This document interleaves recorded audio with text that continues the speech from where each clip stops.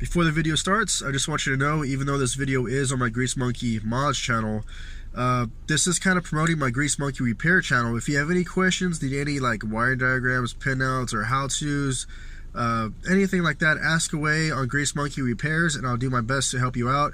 I have access to a good amount of information that I can share with anybody and hopefully help somebody somewhere. But hope you enjoy the video.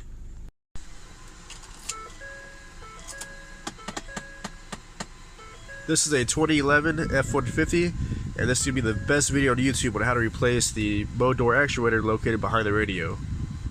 Now, to remove the panels and the radio itself, first we need to remove the center console.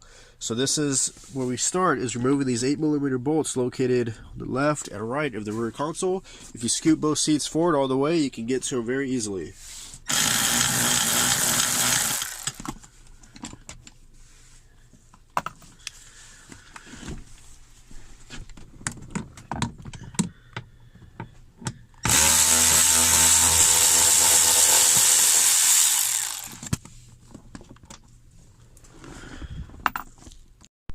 Now go ahead and set your parking brake. Lift up your console lid. You can now pop off this center bezel going around the shifter. Comes up pretty easily. Then you're going to lift up, and it kind of hooks under the dash panel here. So you're going to lift it up, pull it down, and out just like this. Just as easy as that. Sometimes this little cup holder will come undone, but no big deal. It just clips in underneath this bezel. So what we can start to do now is remove the 8mm bolts holding the front of the console. There's one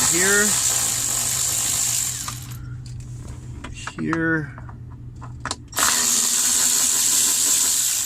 and I believe there are some on the sides. Just got to remove these panels here. It should just come undone pretty easily. And okay, there's one here, and on the same spot on the opposite side.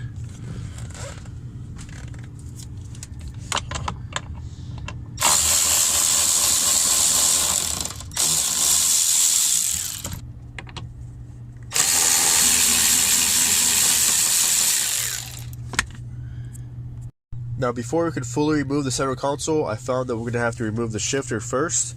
There's 4 8mm bolts, one in each corner, here, here, here, and here. You can see them down there in the bottom. Once we get those out, we can undo the shift linkage and unplug the electronics underneath, and it should just come out.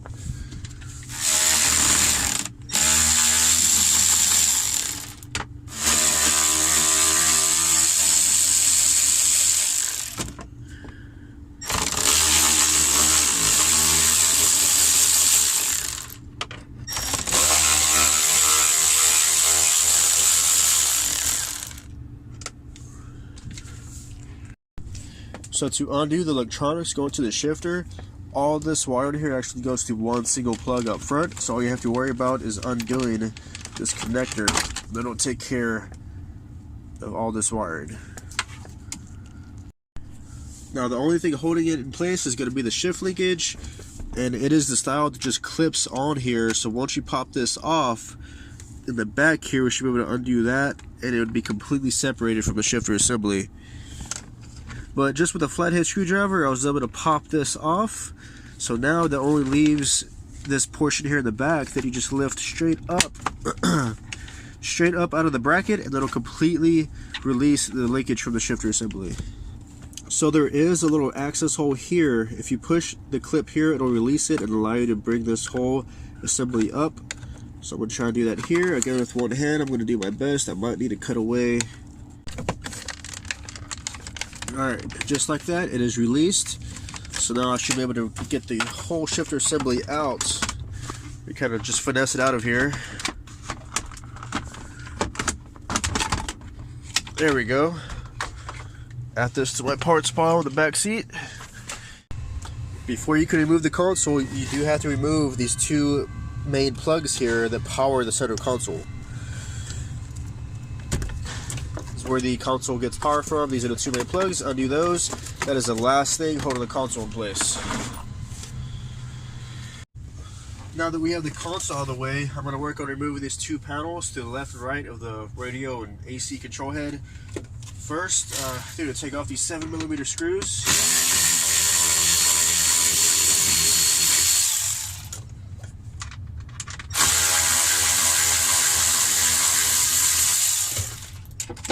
And then once I pull them out, I'm sure there's going to be plugs for this power port and also the 4-wheel drive control switch.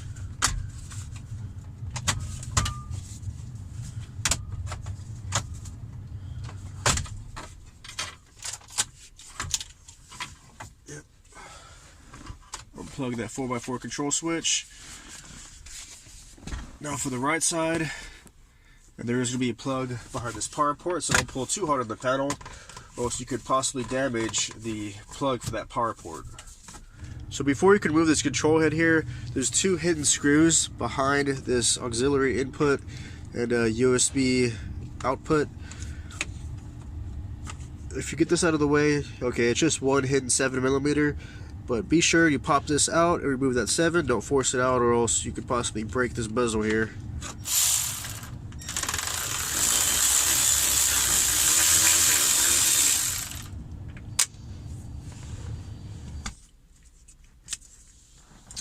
Okay, now that that's out of the way, I'm going to start pulling at the bottom.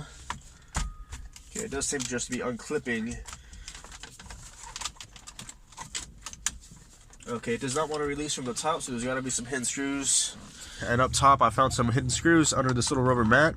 There's also some hidden screws under this mat. So here, if you take a look, I'll go ahead and pop it up. There's a 7mm here and here, so don't forget to remove these.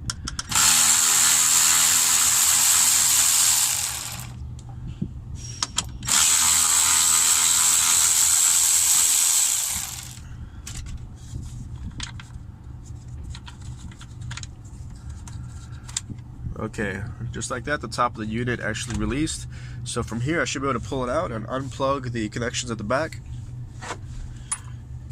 Go to turn the choke off. I like to work with AC for as long as possible. The AC goes away now.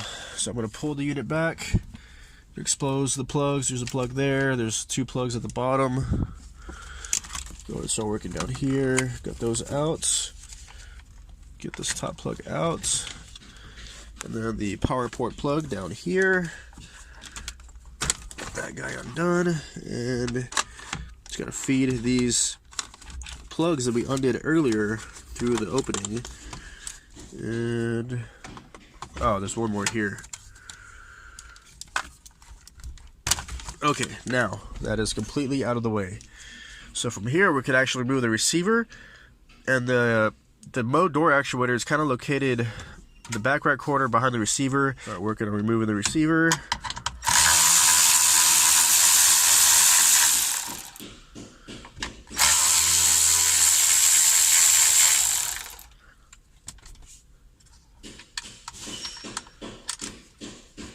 If you like my little Milwaukee 3/8 ratchet, I'll put a link in the description.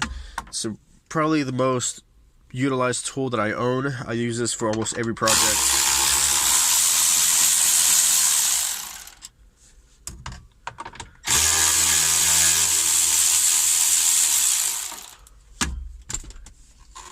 And speaking of links in the description, I'll link out this motor door actuator because I'm sure Amazon offers it, as they offer pretty much everything. There we go. More plugs.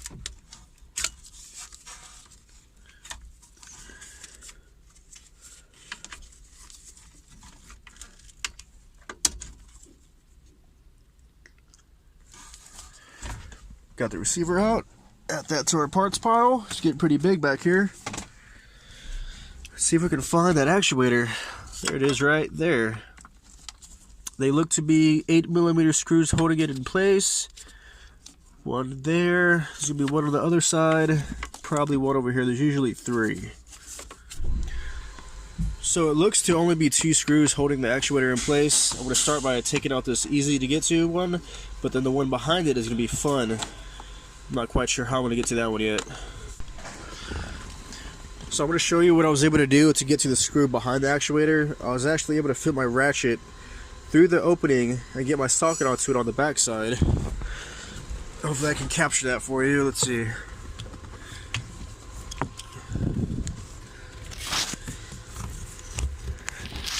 There's the socket. It's resting on the screw. The ratchet is going on top of the actuator and coming out through the top, and I'm able to loosen it like that. So I'm going to start on it, and then hopefully once it's loose enough I can undo it by hand. I just got done taking out the screw in the back of the actuator. I unplugged the connection here with this red tab. I'm going to go ahead and start. Oh, okay, that was pretty easy. So that's it. That's how you remove the motor actuator located behind the radio head unit. See guys, it's really not that difficult. It just looks intimidating. You know, get the console out of your way, get these bezels out. And as you can see, I couldn't fully get this one out because it's kind of tucked behind the airbag, but all I needed was to get a little bit of room to get to, I think there's some screws down here to slide the radio out. It's fine if you just get this out of the way just enough to work around it. But yeah, there's really not much to it. I'll put a link to these actuators in the description. I'll link up the Milwaukee ratchet. If you like the video, like and subscribe. See you in the next video. Thanks for watching.